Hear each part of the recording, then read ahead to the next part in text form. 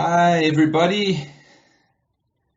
It's Friday, the 8th of May, 2020, and it's my second teaching video.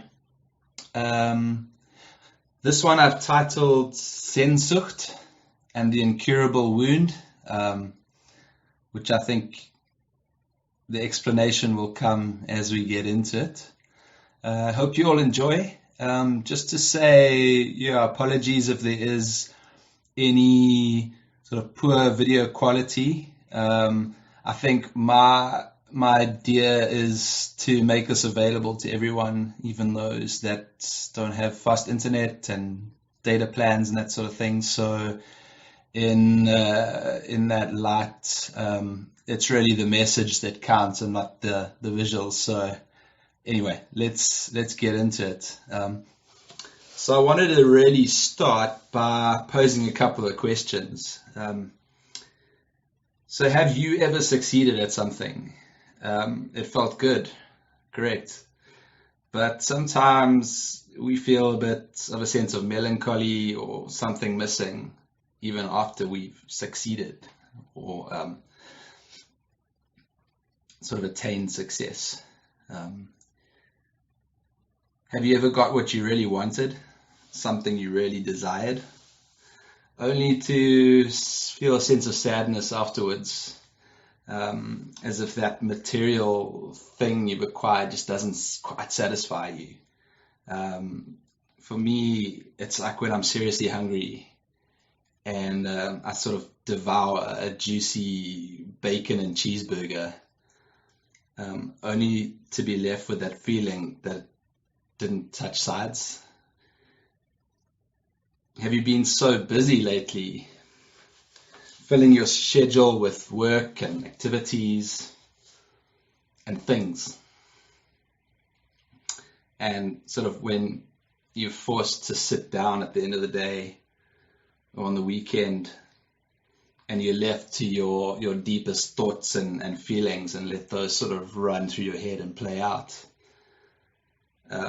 is there that sort of sense of underlying pain and a sense of longing that sort of resurfaces, and instead of trying to give that feeling or that pain more attention, you kind of long just to get busy again, and just to put it, just so it'll go away, put it on the back burner.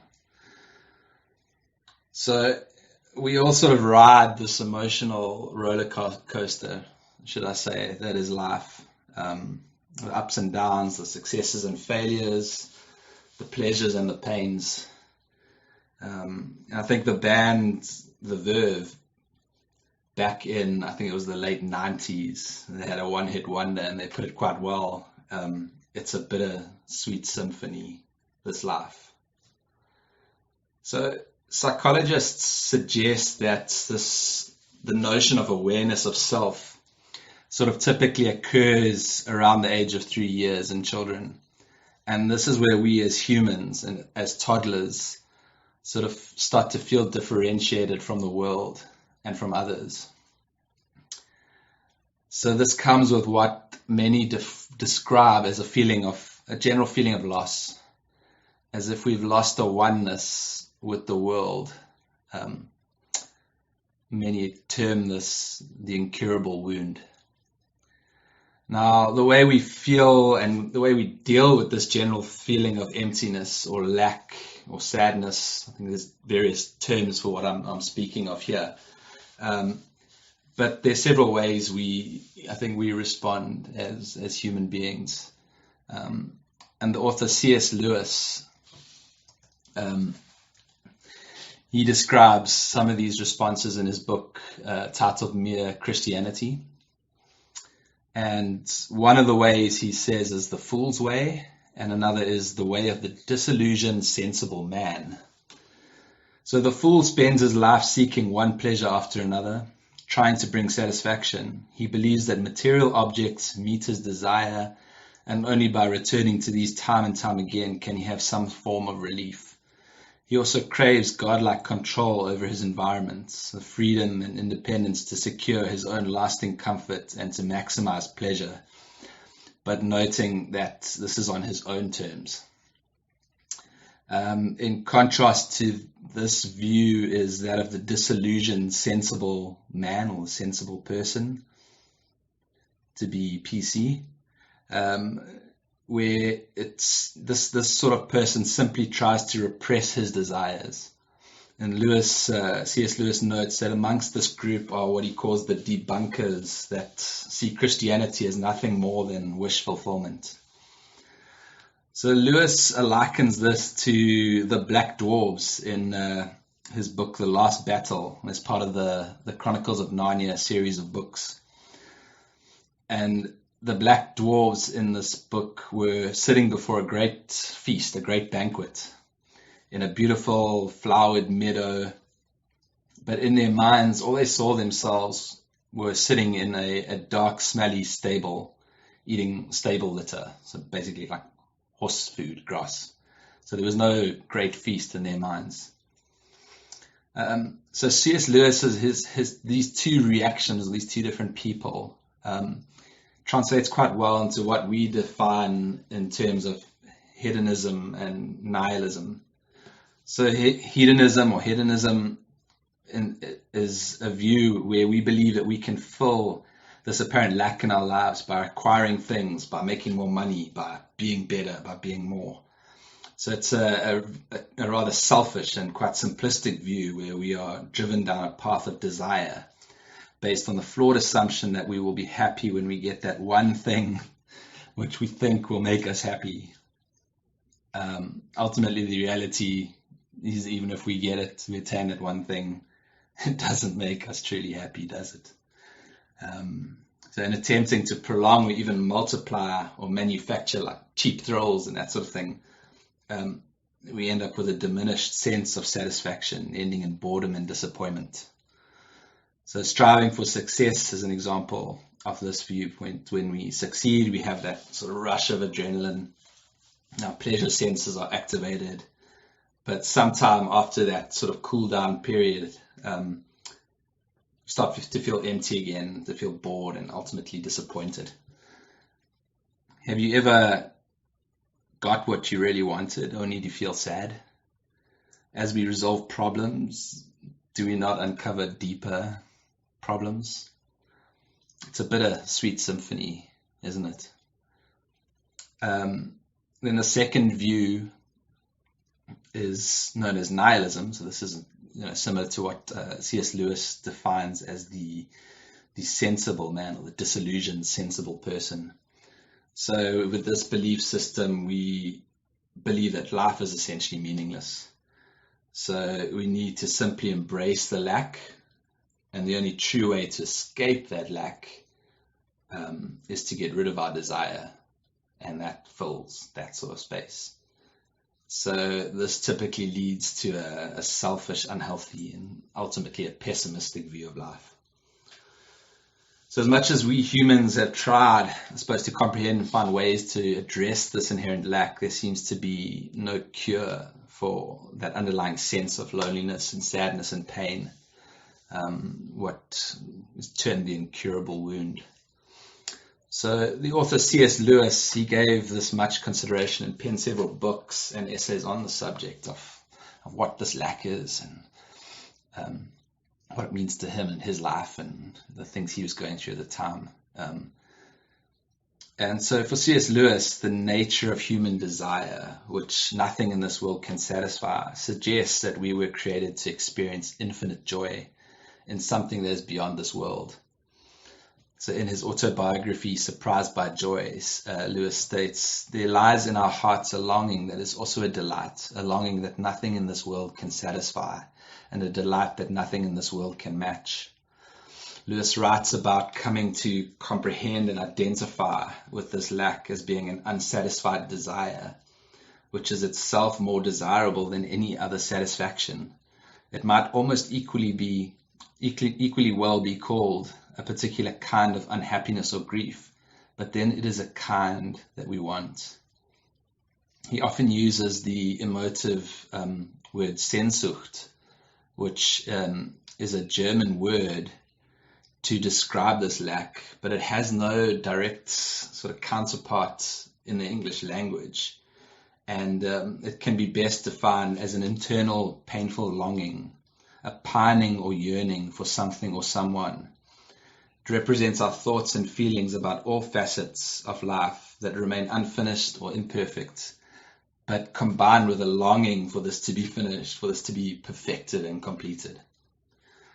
As Lewis puts it, it appeared to me that if a man diligently followed the desire, pursuing the false objects until their falsity appeared, and then resolutely abandoning them, he must come out at last into the clear knowledge that the human soul was made to enjoy some object that is never fully given in our present mode.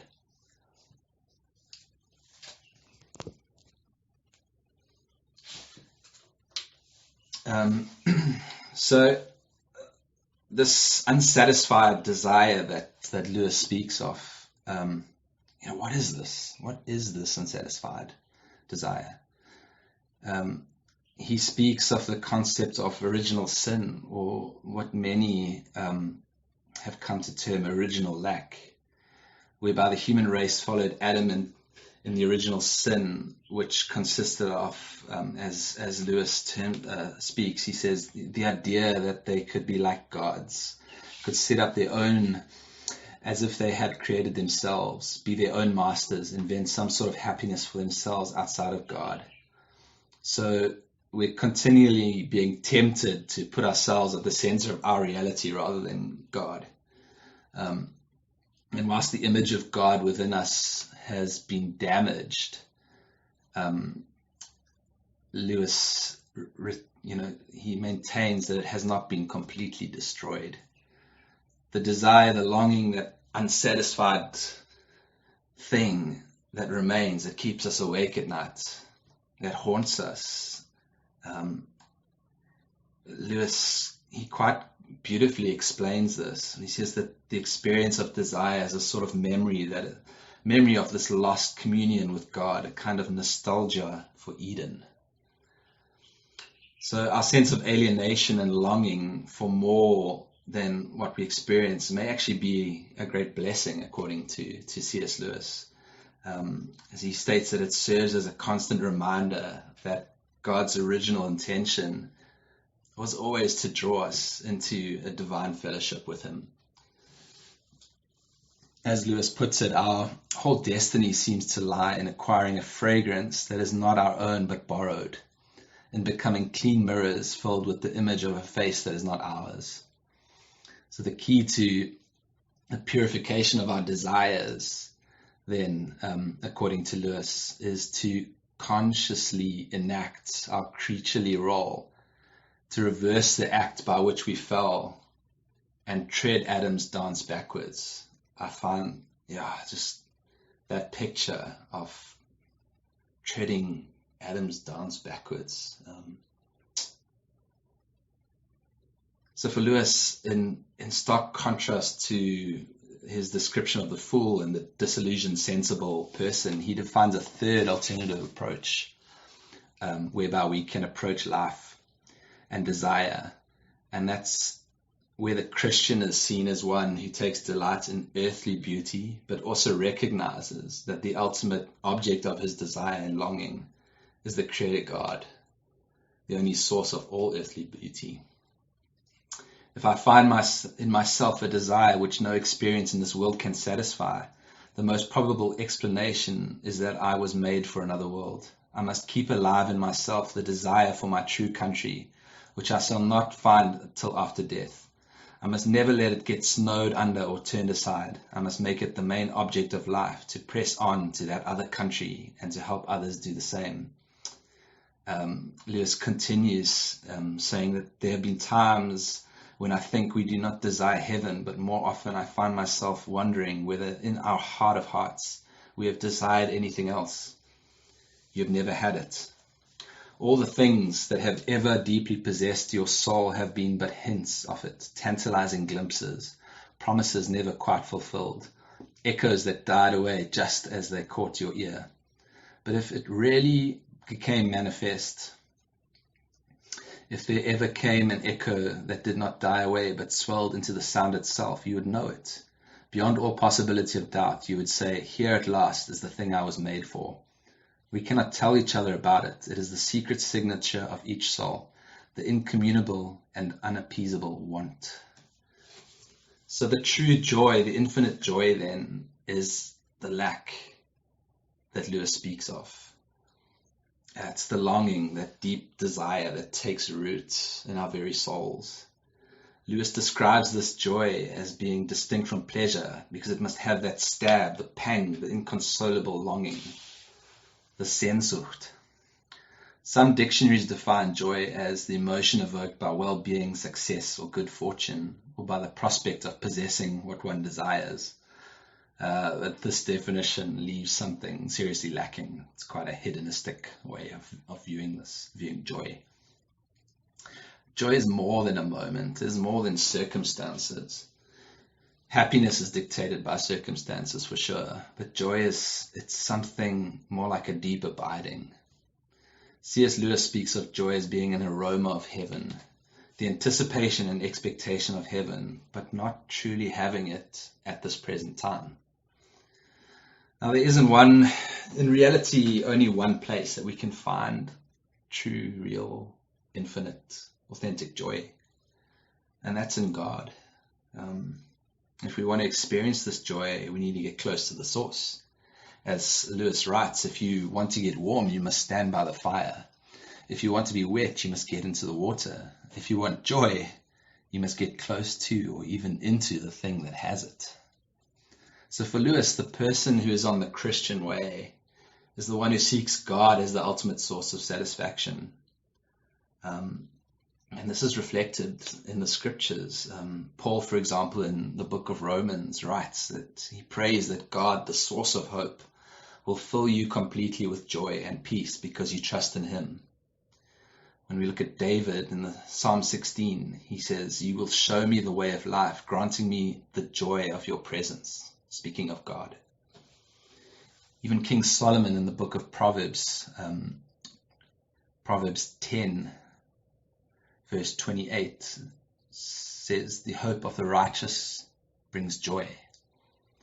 And joy is even the reason why so many have gone to a martyr's death, still so confident and assured. Indeed, it's why Jesus Christ himself could endure the cross, as it says in Hebrews 12, verse 2, for the joy that was set before him. Now, nourishing our desire for this true, authentic joy is an important value, according to Lewis. So it's in direct opposition to the nihilistic view that we need to suppress our desires and the hedonistic view that we can only satisfy these desires through acquiring material wealth and material pleasures of the world. So Lewis goes on to say that we may ignore, but we can nowhere evade the presence of God. The world is crowded with him. He walks everywhere incognito, and the incognito is not always hard to penetrate.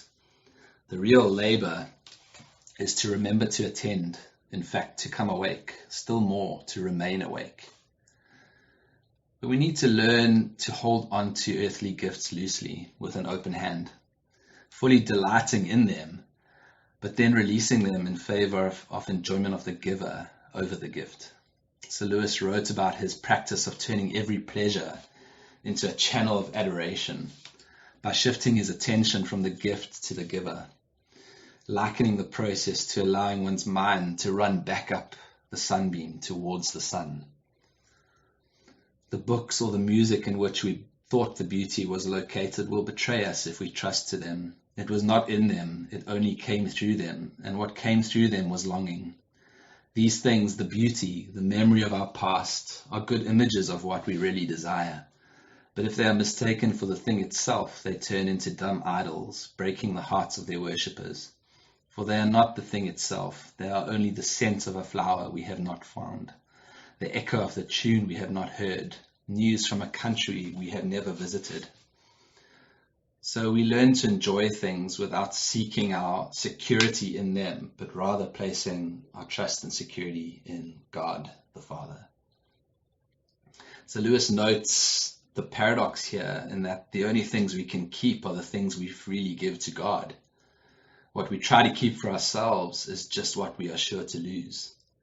So the problem is a matter of priorities, and according to Lewis, it's not necessarily that our love for earthly things is too intense, but rather that our love for God is too weak. So Lewis illustrates this quite beautifully when he says that we are half-hearted creatures, fooling about with drink and sex and ambition, when infinite joy is offered to us, like an ignorant child who wants to go on making mud pies in a slum, because he cannot imagine what is meant by the offer of a holiday at the sea. We are far too easily pleased. So not only does true, infinite, perfect joy require us to surrender all that we love to the supremacy of God, it also necessitates the surrender of our very selves. And is this not what Jesus teaches in Matthew 10, verse 39, when he says you have to die to live? If you cling to your life, you will lose it. But if you give up your life, you will find it. This is what Lewis fully acknowledges, that as a fallen creation, the process of self-surrender is unavoidably painful. So the more we've got into the habit of acquiring things and distorting our desires, and the more difficult it will be to surrender them ultimately. So this is a form of death, not in the physical sense, but in turning our fulfillment from the creation to the creator is Christ says feels like death. But the paradox is that it's the only way. It's the only one thing that will truly bring life to us, that will truly satisfy. For Lewis, there is a sweetness and an ecstasy about the surrender of the self to God, in that we no longer desire to possess the things of creation, but to be possessed by the creator of the heavens and the earth. So we no longer desire to possess the things of creation, but to be possessed by the creator himself. What we end up discovering is that it is only in losing ourselves in God that we finally end up finding our true selves. The solution to our dilemma then is to continually return over and over again to center our lives in Christ, to take the aroma of infinite perfect joy deeper and deeper into our being. So relationship and dependence on God is what's required to meet our deepest needs. Lewis regards his experience of joy as being signposts pointing towards God, the source of all joy. And he also warns us that fulfillment of desire will only be partially achieved this side of heaven, when he writes, "Our Father refreshes us on the journey with some pleasant inns, but will never encourage us to mistake them for home." So at present we are on the wrong side of the door. We discern the freshness and purity of the morning, but they do not make us fresh and pure. We cannot mingle with the splendors we see. But all the leaves of the New Testament are rustling with the rumor that it will not always be so. Someday, God willing, we shall get in. So, just in concluding, when we recognize that we can't fulfill our own inherent sense of lack and our deepest desire or that of others, and that only God can fill that gap, that's when we become free to experience joy. The beauty of life and death, letting go of what we think we need to be happy, the joy in not getting what we want, but in also knowing that God promises to meet our needs. This changes how we approach life and work and church and relationships. So our ultimate needs and lacks can only be met through relationship with God Almighty, through the Creator and through Jesus Christ. I leave you with one last golden nugget from C.S. Lewis. "Blessed and fortunate creature, your eyes shall behold him. God will look to every soul like its first love, because he is its first love. Your place in heaven will seem to be made for you and you alone, because you were made for it stitch by stitch, as a glove is made for a hand."